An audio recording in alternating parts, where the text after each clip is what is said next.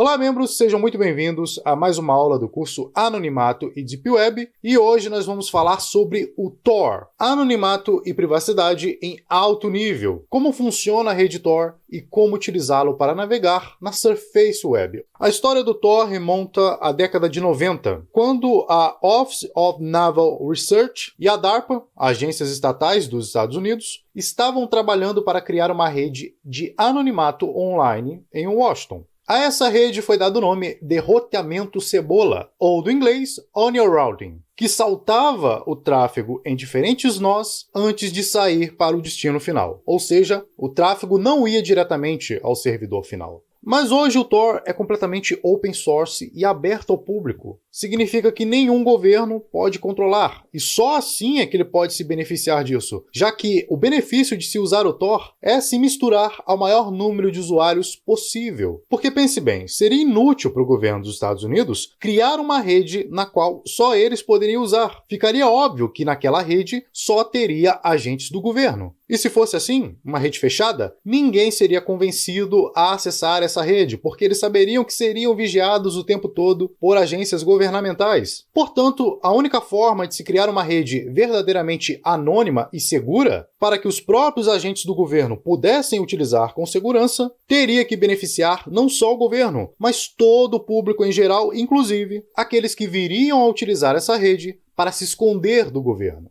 No entanto, há evidências de que governos estão tentando quebrar o anonimato dos usuários através do monitoramento dessa rede. Entretanto, o custo para isso é altíssimo e pouco eficaz. Só para você ter uma ideia, demorou mais de 2 anos para pegar um pedófilo que utilizava a Deep Web. E é claro, nesse caso eu fico feliz que conseguiram pegá-lo. No entanto, foi necessário um esforço conjunto entre diversos governos de vários países da Europa, dos Estados Unidos, Israel, ou seja, uma força conjunta entre várias máfias estatais para pegar esse cara. Então, imagina o quanto foi gasto, o quanto foi consumido de recursos para pegar apenas um único indivíduo. A não ser que você seja o inimigo número 1 do Estado, é teoricamente impossível quebrar o seu anonimato. Agora vamos então entender o que é de fato a rede Tor. O Tor é uma camada de rede que funciona sobre a ClearNet. O objetivo dessa rede é tornar impossível ou inviável economicamente rastrear o tráfego de volta à sua origem. A maneira mais fácil de se entender como funciona o tráfego na rede Tor é comparando-a com o tráfego padrão na internet. Quando você acessa a internet, da forma padrão, os pacotes de dados são transmitidos diretamente do seu computador para o servidor de destino. Obviamente, ele passa pelo seu provedor de internet, o ISP, mas o que ele faz é só reencaminhar esse pacote ao destino final. Já quando você acessa a internet através da rede Tor, o protocolo cria um caminho por meio de nós, atribuídos aleatoriamente, onde o pacote é transmitido do seu computador por esses nós até chegar ao servidor de destino. Essa é a explicação, digamos, direto ao ponto de como funciona o Tor. Mas ela é ainda muito vaga, porque como isso garante o seu anonimato e a sua privacidade? Funciona assim. No relé de entrada, os dados originais, incluindo o endereço de IP de destino, são criptografados. A partir daí é criado um circuito virtual de relés por meio de computadores selecionados aleatoriamente, computadores ou servidores, na qual os dados serão transmitidos até o destino final. E cada vez que esses dados entram em um relé, ele descriptografa uma camada dessa criptografia para revelar apenas o próximo relé do circuito. Ou seja, o destino desses dados vai sendo revelado aos poucos, relé por relé, individualmente. E só no último relé, ou relé de saída, ou nó de saída, é que a última camada de criptografia é descamada, é desencriptada e é revelado então o destino final para onde os dados originais serão enviados. Ou seja, qual é a jogada aqui? Nenhum relé individual jamais conhece o caminho completo que um pacote de dados percorreu. O relé de saída, que tira a última camada de criptografia dos dados, não revela e nem mesmo sabe o endereço de IP de origem, possibilitando assim comunicações anônimas, já que o propósito de anonimato é esse, esconder o remetente que enviou esses dados. Então na prática funciona assim: o relé 1 sabe a origem, mas não o destino. O relé 2 não conhece a origem e nem o destino. E o relé 3 conhece o destino mas não faz ideia da sua origem. E para deixar ainda mais fácil esse entendimento, eu criei essa ilustração aqui. Tudo começa com a etapa 1. O cliente, ou seja, o Tor Browser, obtém uma lista de nodes de relés Tor, configurados para serem transmissores de dados dentro da rede Tor. E então vem a etapa 2. Sabendo o endereço de destino, um circuito com 3 relés é criado aleatoriamente até o site de destino. Circuito criado, definido a localização desses relés, desses nodes, o cliente, o software instalado na máquina do usuário, negocia um conjunto de chaves criptografadas com o relé de entrada, também chamado de Entry Guard, para que ele retransmita esses dados para o próximo relé no circuito. E o próximo node recebe uma chave que o autoriza saber apenas para onde ele vai mandar esses dados, o próximo relé. E aí ele retransmite mais uma vez esse pacote de dados para o próximo relé, que finalmente vai desencriptar a última camada e descobrir para onde vai o pacote de dados, revelando então o servidor de destino, o site de destino. E aí você entra na etapa 3 de anonimato da rede Tor. Ao visitar um novo site ou simplesmente clicar nesse botão azul para criar um novo circuito, um novo caminho por onde irá trafegar esse pacote de dados será criado automaticamente. E isso garante que seja muito difícil, se não quase que impossível, rastrear a sua navegação.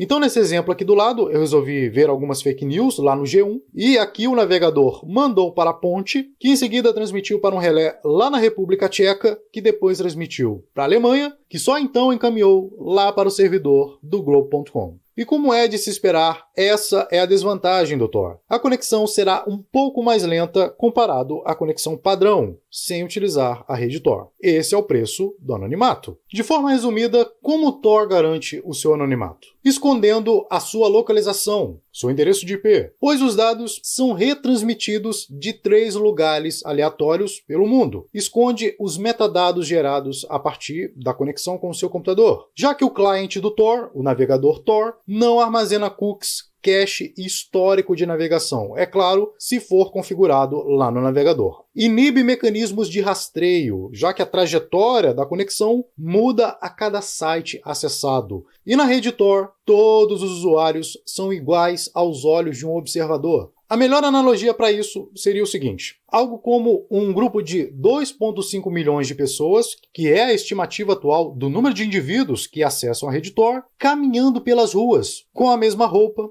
e com a mesma máscara. Por mais que o seu caminhado seja muito distinto dos demais, será difícil identificá-lo ali. E só uma observação, o Tor não protege o anonimato em aplicações externas. Para isso, você deve usar sistemas específicos que encriptam toda a comunicação que sai do seu dispositivo via Tor, através da rede Tor. E é o que veremos nas próximas aulas do módulo 2 desse curso. Agora, como o Tor não garante o seu anonimato? Mesmo você usando o Tor, não tem jeito. Seu anonimato será comprometido. Por exemplo, ao acessar redes sociais. É como se você andasse em meio à multidão, só que segurando um cartaz com o seu nome. Personalizar o navegador e instalar extensões adicionais. Encher o navegador de extensões só vai deixá-lo destacado pela multidão. Então, quanto menos acessórios você utilizar enquanto caminha pela multidão, melhor. Navegar em sites que você acostumava a navegar enquanto estava logado, realizar compras em sites usando métodos de pagamento nominais, algo que já vimos como evitar na aula 9 desse curso, e usar sistema operacional comprometido com malware. Se o seu sistema operacional estiver infectado com um vírus que pode ler o que você está digitando, visualizar o que aparece na tela, acessar a sua webcam ou seu microfone, não há nada que o Tor possa fazer. Ou seja, o Tor não substitui o principal mecanismo de defesa, o usuário. Agora, como o Tor garante a privacidade, os dados trafegados são encriptados em camadas até o último relé, até o nó de saída. Ou seja, todos os dados que você trafega até o destino final só podem ser lidos no último relé. Então, até esse ponto do circuito, os seus dados são privados, estão encriptados. Então, esse último relé tem seus dados, conhece o servidor para onde eles estão indo, mas ele não consegue relacionar esses dados com a sua identidade. Então, se esses dados não podem ser associados a você, sua privacidade está garantida. Mas em alguns casos, o Tor não garante sua privacidade. Como, por exemplo, logar em uma rede social, mais uma vez, Outra forma é você dar o azar de, ao acessar um site pela rede Tor, o seu tráfego passa por um nó de entrada ou de saída malicioso, que coletam os dados e a partir daí tentam analisar o comportamento padrão dos indivíduos. Isso é extremamente trabalhoso, extremamente custoso, em uma probabilidade muito pequena, mas se isso acontecer, o seu anonimato e a sua privacidade